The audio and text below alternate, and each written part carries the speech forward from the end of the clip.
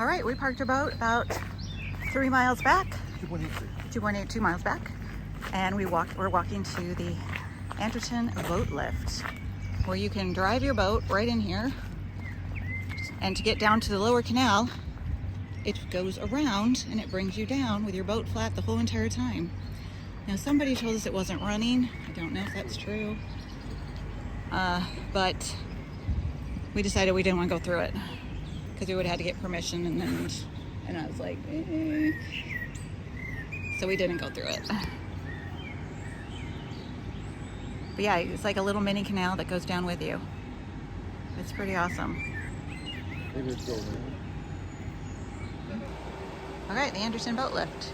The canal is right up here, and you drive your boat right up onto it. It's like mini canals inside, and it goes up. One side goes up, one side goes down, and then you drive your boat right out. Now you can do a round trip, go out and turn around and come back. We're not so good at turning around.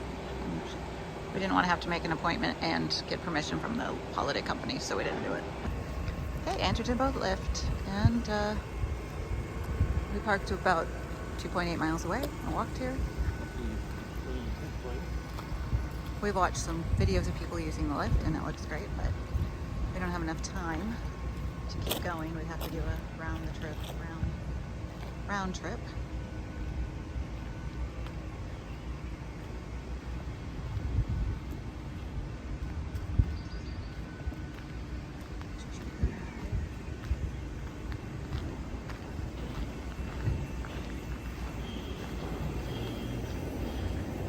It's pretty nifty looking though. I should just pretty much drive your boat right in to a mini canal. And then it takes you up and it takes you down.